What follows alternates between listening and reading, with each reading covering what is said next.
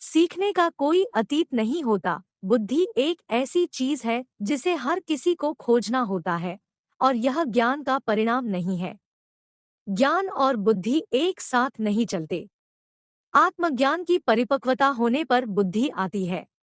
स्वयं को जाने बिना व्यवस्था संभव नहीं है, इसलिए कोई गुण नहीं है। अब स्वयं के बारे में सीखना और स्वयं के बारे में ज्ञान संचय करना दो अलग अलग चीजें हैं। जो मन ज्ञान प्राप्त कर रहा है वह कभी सीख नहीं रहा है। यह जो कर रहा है वह यह है, यह अपने लिए जानकारी, अनुभव को ज्ञान के रूप में इकट्ठा कर रहा है और जो कुछ उसने इकट्ठा किया है उसकी पृष्ठभूमि से वह अनुभव करता है, वह सीखता है। और इसलिए यह वास्तव में कभी सीखना नहीं है, बल्कि हमेशा जानना, प्राप्त करना है। सीखना हमेशा सक्रिय वर्तमान में होता है, इसका कोई अतीत नहीं है। जिस क्षण आप अपने आप से कहते हैं मैंने सीख लिया है, यह पहले से ही ज्ञान बन चुका है और उस ज्ञान की पृष्ठभूमि से आप संचय कर सकते हैं, अनुवाद कर सकते हैं, लेकिन आप आगे नहीं सीख सकते। यह केवल एक मन है जो प्राप्त नहीं कर रहा है, बल्कि हमेशा सीख रहा है। यह केवल एक ऐसा मन है जो इस संपूर्ण इकाई को समझ सकता है जिसे हम मैं कहते हैं। मुझे स्वयं को, समग्र इकाई की संरचना, प्रकृति, महत्व को जानना है, लेकिन मैं अपने पिछले ज्ञान के बोझ तले दबे, अपने पिछले अनुभव के बोझ तले दबे हुए या संस्कारित मन के साथ ऐसा नहीं कर सकता, क्योंकि तब मैं सीख नहीं रहा हूँ। मैं केवल व्याख्या कर रहा हूँ, अनुवाद कर रहा हूँ, उस आँख से देख रहा हूँ जो पहले से ही धुंधली है, अतीत।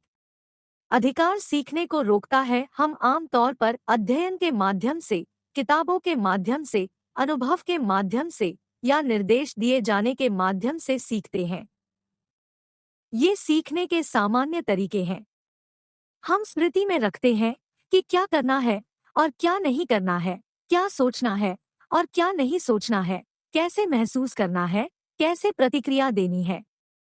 अनुभव के माध्यम से, अध्ययन के माध्यम से, विश्लेषण के माध्यम से, जांच के माध्यम से, आत्मनिरीक्षण के माध्यम से हम ज्ञान को स्मृति के रूप में संग्रहित करते हैं और स्मृति फिर आगे की चुनौतियों और मांगों का जवाब देती है, जिससे अधिक से अधिक सीखना होता है।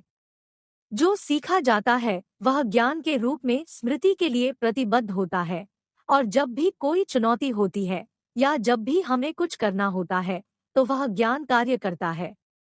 अब मुझे लगता है कि सीखने का एक बिल्कुल अलग तरीका है और मैं इसके बारे में थोड़ी बात करने जा रहा हूँ, लेकिन इसे समझने के लिए और इस अलग तरीके से सीखने के लिए आपको अधिकार से पूरी तरह छुटकारा पाना होगा, अन्यथा आपको केवल निर्देश दिया जाएगा और आपने जो सुना है उसे दोहराएंगे। इसलिए सत्ता के स्वरूप को समझना बहुत जरूरी है। प्राधिकरण सीखने को रोकता है, सीखना जो स्मृति के रूप में ज्ञान का संचय नहीं है। स्मृति हमेशा पैटर्न में प्रतिक्रिया करती है, कोई स्वतंत्रता नहीं है। एक व्यक्ति जो ज्ञान, निर्देशों के बोझ से दबा हुआ है, जो सीखी हुई चीजों के बोझ से दबा हुआ है, वह कभी भी स्वतंत्र नहीं होता है। वह अत्यंत विद्वान हो सकता है, लेकिन उसका ज्ञान संचय उसे स्वतंत्र होने से रोकता है और इसलिए वह सीखने में असमर्थ है।